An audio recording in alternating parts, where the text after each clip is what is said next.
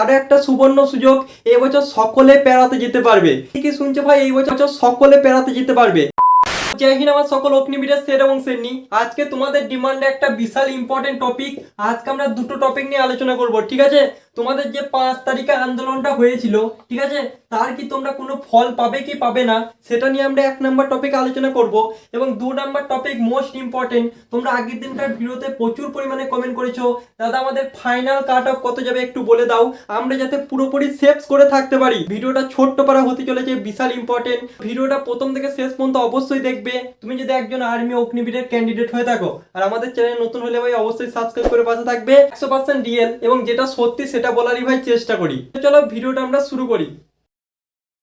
দেখো, প্রথমে আমরা 2 নাম্বার টপিকটা নিয়ে আলোচনা করে নিই। দাদা আমাদের ফাইনাল কাট অফ কত যাবে একটু বলে দাও, আমরা বিশাল টেনশনের মধ্যে আছি। আজকের ভিডিওটা দেখে নাও, তোমার আর কোনো রকম টেনশন থাকবে না। দেখো একটু প্রিভিয়াস ইয়ার কাট অফের দিকে নজর দিই, ঠিক আছে, যে 2023-এ কেমন গিয়েছিল, 2024। কিন্তু একটা কথা মনে রাখবে, এগুলো এক্সাম হিন্দিতে হয়েছিল, নেগেটিভ মার্কিং ছিল। এক্সাম হিন্দিতে হয়েছিল, নেগেটিভ মার্কিং ছিল।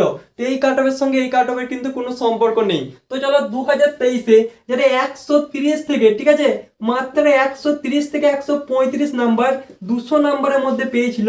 কিন্তু ভাই সকলেই কিন্তু আজকে চাকরি করছে, ঠিক আছে, জয়েনিং এ কিন্তু সকলে চলে গেছে। এবার অনেকে বলে দাদা 200 নাম্বার তো আর্মি এক্সাম হয় না, কি করে 200-র মধ্যে 130 কাট অফ গেল। দেখো ভাই, তোমাদের 100 নাম্বারের রিটেন এক্সাম হয়, ঠিক আছে, এবং 100 নাম্বার থেকে কিসে, 100 নাম্বার থেকে ফিজিক্যালে, দুটো মিলে 200 নাম্বার। 200-র মধ্যে তোমাদের ফাইনাল কাট অফ কিন্তু যাই। তাহলে আশা করছি তোমরা বুঝতে পেরেছো 2023-এ কত গিয়েছিল। এবার চলো আমরা দেখে নিই 2024-এ আমাদের কত গিয়েছিল। প্রচুর কম ভাই, ওই 135 থেকে 145-এর মধ্যে কিন্তু কাট অফ গিয়েছিল। অনেকে বলে দাদা 135 থেকে 145 কেন বলছো, কারণ দেখো বহরমপুর এয়ারোতে, শিলিগুড়ি এয়ারোতে কেউ কিন্তু ফিজিক্যাল মেডিকেল পাস করে বসে নেই। কিন্তু দেখো কলকাতা এয়ারো, তারপর আমাদের ব্যারাকপুর এয়ারোতে অনেক ছেলে আছে যারা ভাই ফিজিক্যাল সেকেন্ড গ্রুপ মেরেছিল, চিনাপ কিন্তু 10টা নয় 8টা মেরেছিল, তারা কিন্তু ভাই ফাইনাল সিলেকশন পায়নি। ওই জন্যই কাট অফটা 135 থেকে 145 বলছি, কারণ পশ্চিমবঙ্গের বিভিন্ন এয়ারোতে বিভিন্ন কাট অফ কিন্তু গিয়েছিল। আশা করছি তোমরা বুঝতে পেরেছো। এবার সকলের কোশ্চেন, দাদা আমরা পুরোপুরি সেফ জোন কিভাবে থাকবো 2025-এ একটু বলে দাও। ভালো করে মনোযোগ সহকারে দেখো, কোনো রকম টাইম তোমাদের নষ্ট কিন্তু করবো না। দেখো ভাই, তোমাদেরকে আমি একটা কথা বলছি পশ্চিমবঙ্গের, ভালো করে শোনো। ওয়েস্ট বেঙ্গলের আমি একটা কথা বলছি, ভালো করে শোনো। ত্রিপুরার যারা ছেলে আছো তোমরাও কিন্তু এটা শুনতে পারো। দেখো ভাই, তোমরা যদি ফিজিক্যালে 100 নাম্বার আনতে পারো, তুমি যত কম যদি এক্সাম দাও না কেন, তুমি কিন্তু 100%, ঠিক আছে, 100% তোমার মেরিট লিস্টে কিন্তু নাম চলে আসবে। তুমি যদি ফিজিক্যালে 100 নাম্বার আনতে পারো। এবং আরো একটা সুবর্ণ সুযোগ, এবছর সকলে পেরাতে যেতে পারবে। কি শুনছো ভাই, এই বছর সকলে পেরাতে যেতে পারবে। কেন দাদা তুমি এরকম কেন বলছো?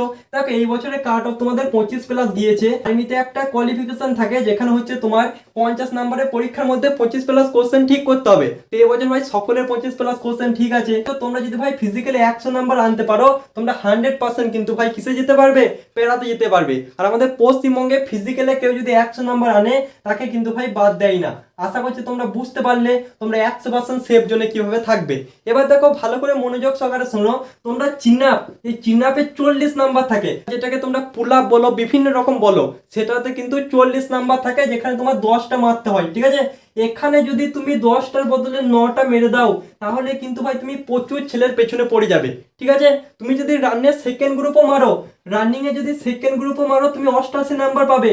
এটা কিন্তু ভাই প্রচুর ছেলে পায়, ঠিক আছে। 100 জনের মধ্যে মাত্র 6 থেকে 7টা ছেলে আমাদের এক্সিলেন্ট মারে, ঠিক আছে। বাদ বাকি ছেলে সকলেই তো এই নাম্বারটা পায়, ঠিক আছে। তারা কি করে সিলেকশন পাবে?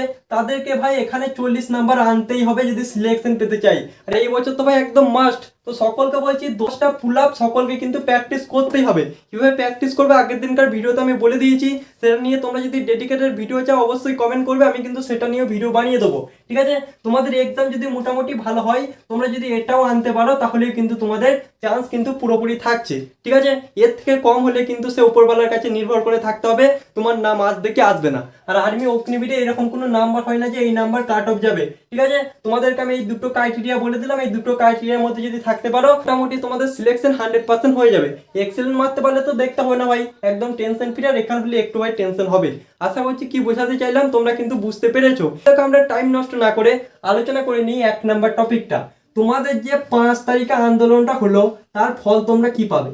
দেখো ভাই, তোমাদের কিন্তু সেকেন্ড লিস্ট এটা কিন্তু সম্ভব নয়, কারণ অন্যান্য এরর ফিজিক্যাল মেডিকেল কিন্তু চালু হয়ে গেছে, ঠিক আছে। আর শুধুমাত্র পশ্চিমবঙ্গের সেকেন্ড লিস্ট বার করতে গেলে গোটা অল ইন্ডিয়া সেকেন্ড লিস্ট বার করতে হবে। এবার তুমি নিজের বুকে হাত দিয়ে বলো এটা কি ভাই সম্ভব?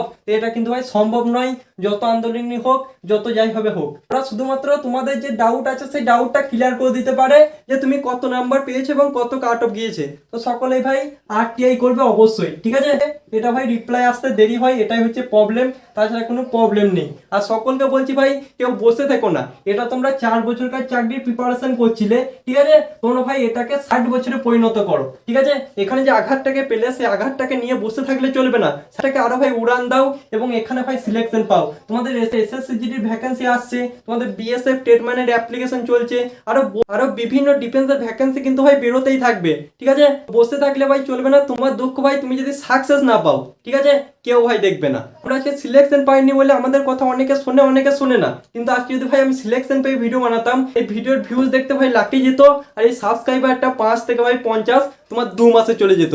আমি করে দেখাবো, ঠিক আছে। তোমরা ভাই এখানে থাকলেই তোমরা বুঝতে পারবে। তো আজকের মতো এই পর্যন্তই। আশা করছি এই দুটো টপিক তোমাদের কাছে সম্পূর্ণ ক্লিয়ার। তো আজকের মতো এই পর্যন্ত ভাই। চ্যানেল নতুন হলে অবশ্যই সাবস্ক্রাইব করবে। জয় হিন্দ, বন্দে মাতরম।